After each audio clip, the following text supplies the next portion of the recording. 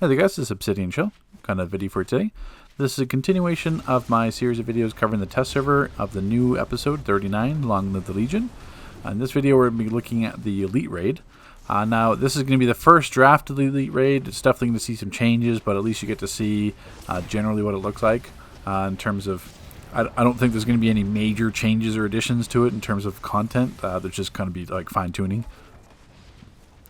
But with Shadow Trigon, actually, I will say, like, you can see in the combat, like, not the combat log, but you can see in the video how quick these boss fights are, because I linked the timestamp in the description.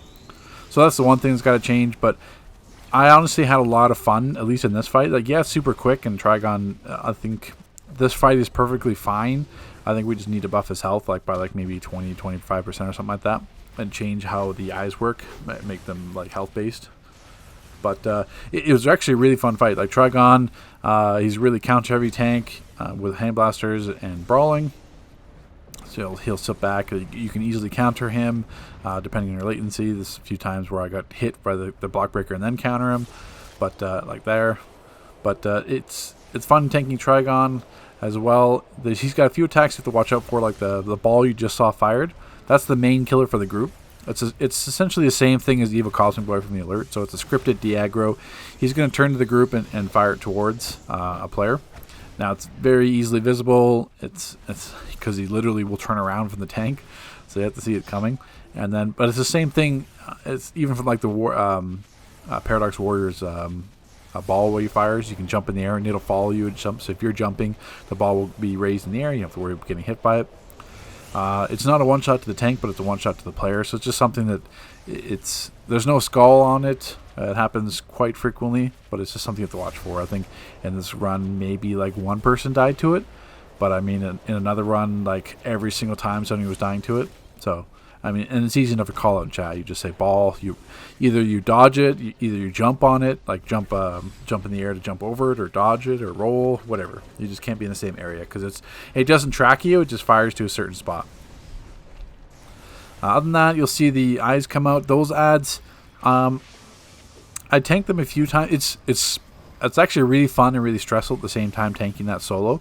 Because the eyes are just massive damage, and CC immunity doesn't work. Like you can hit Resonating Gale, you can hit Chronomac emitters. You'll be stunned. They'll be stunned for maybe like a second, and then break out and just do like solid pulse beams. The range attacks hit for 20Ks. Then you got Trigon doing like uppercuts on you. So it's massive, massive damage. As a rage tank, it's easy to tank them, except when you don't have severe up. When you have severe down and you just have like redirected rage and hard light shield, then you're running into issues because then they just tear through your shields. You're completely reliant on the healer until you get back up to severe, and the problem is your health is already tanked in half. So then you're hitting severe on like half health instead of full, and then it leads into more issues. So I found the best with ice in terms of survivability, in terms of just like having the shields tank it. Right now they come out, I think it was 3 times in this run, but they should be health based, like either 15% or every 20%, every 25%, but they should be set in terms of health. They should be able to be solo tanked on live, because I mean these are test server stats, so like I'm missing like 180 skill points. I'm missing like proper origin augments and everything, so you should be able to solo tank them on live unless they buff the damage on them, but they shouldn't because they're in a pretty good spot already. Let's see, other than that, you got the tentacles. Like I said before in the previous video, they'll be added in regular too. They just kind of hit you. I think like 30k ticks. Obviously, just don't stand right beside it.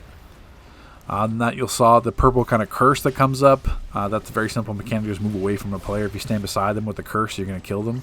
But, I mean, that shouldn't be happening at all. You just spread out. I took no damage from the curse. You just, same thing. It's the separator suffer shadow curse. You get pulled in, you can use a breakout trinket or kind of like roll away, but I mean that's all it is, it's just avoiding it. Other than that, I don't think Trigon had any other mechanics. It's mostly just a tank and spank fight with some room mechanics. But hopefully they'll see.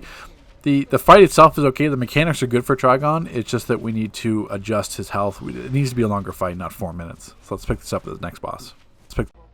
Okay, so for the second boss, we're fighting the Emerald Eye of Ekron, just like obviously in regular. The only difference here is there's some more heavy room mechanics, but in terms of this is probably the easiest elite fight you'll find. I mean, yeah, you have to concentrate as a group and move together, but it's really just avoiding like those group one shots. He's going to have those ones in the field. So like I was saying before, they kind of the devs kind of play tested this with Hydra in terms of having those AoE fields on the ground to warn you that an attack is coming, similar like other MMOs how they set it up. And that's it. Yeah, I mean, you avoid those fields. This one, he's got a Soul Siphon that does 360 degrees. You just avoid that. You can stand behind him and kind of follow him, just like other beams. He's got another beam that is like Krona? Was that his name? From OA? From OSM? Round 10? Was it Krona? I think it was Krona with the ring. But yeah, you just avoid that. Once again, that's 360 degrees. You just stand beside him. Same thing. There's a Soul Siphon going around him. So it's really... I mean, the reason why we're dying is I think this is like one of the first or second attempts we did. Yeah, I think it was the first time. Yeah, we did the first try, so that's why there's some deaths here, because obviously we didn't know what it was like in Elite. So we're just kind of playing around with it. The only boss that took us more than a few attempts, the first boss took us like a couple attempts. And then the final boss, we were just doing that, which you'll see here. But mainly that's due to just some kind of tuning and bug issues. But yeah, this is the fight that needs to see the most change in terms of how it'll come out in Elite. And it's just because there's really nothing to it. It's just you kill him, you break him into his next phase. See, I sat there in the beam. Says Emerald Eyes, Icron's line of sight. Hit me for 196k. But, I mean, that's just me just seeing if I could tank the shield. But yeah, I mean, his mechanics move pretty quick in terms of how the field is. But, I mean, if you can see what he's doing... I'm sure he has like a fixed starting point, and then you just basically just move clockwise, and that's avoiding like the orbitals.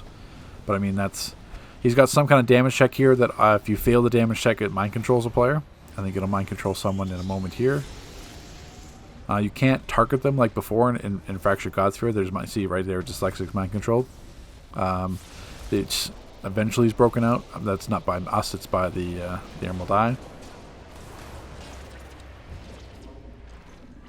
But really, it looks like kind of like a huge mess on the screen in terms of like just mechanics everywhere. But I mean, as long as you survive, you get proper shielding.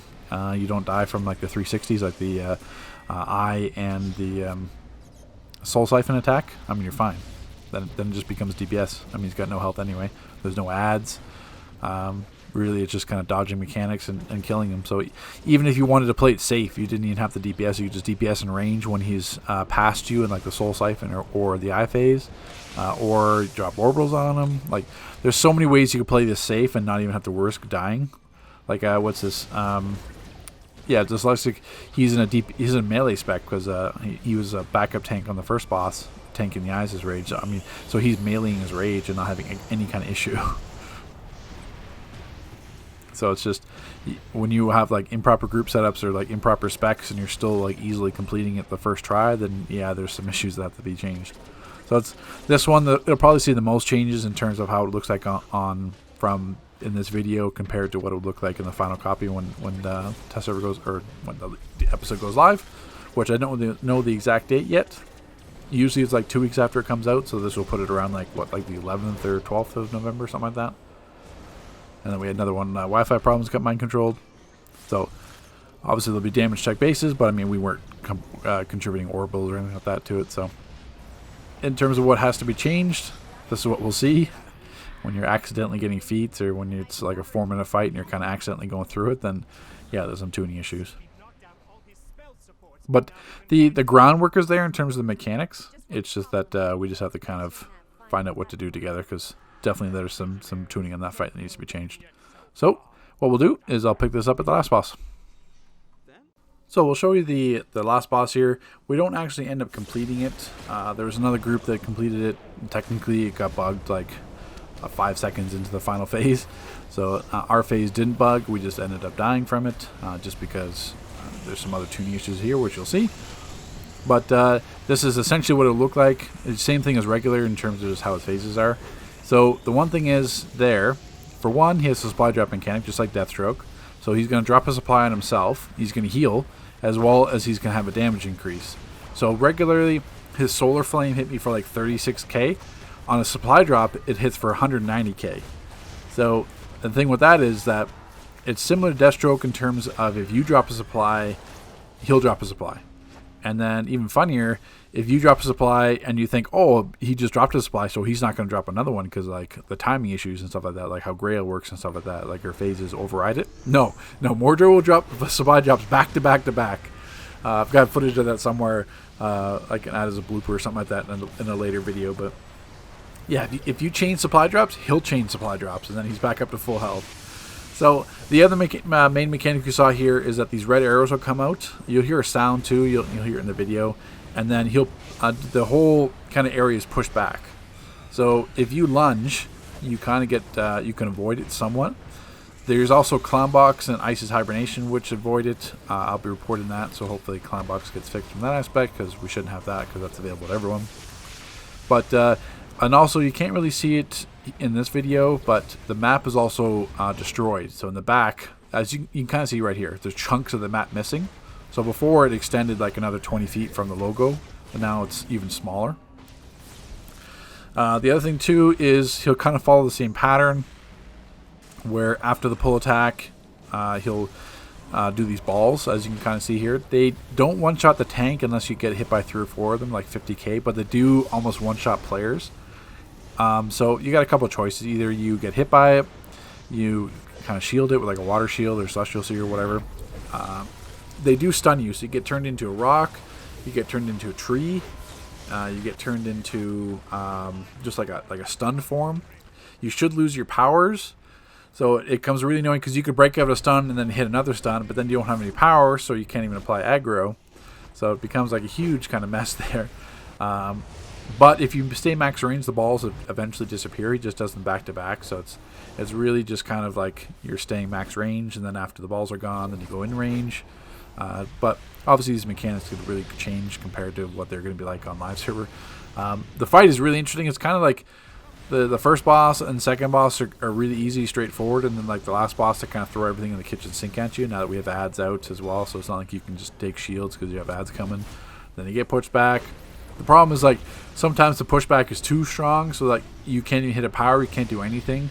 So then you're just helpless and you fall off and die. That happened a bunch of times, especially to me, where it's like depending on where my position is, I literally can't do anything. Immunity doesn't work. Like breakout immunity doesn't work. Your breakout doesn't work. If you hit like perfect poise for like crowd control immunity beforehand, doesn't work. And now you can see here, basically I got the boss and the ads with me. Everyone else is dead from basically just from the fall off damage. So it doesn't, falling off the edge doesn't one shot you. It nearly one shot you. If you're at full health, it won't kill you to bring you down to like 5%. But if you're like half health or missing health and you fall off the edge, then you die. Which obviously is an issue because we're an elite and you only get 2 deaths. Or technically even 1 death.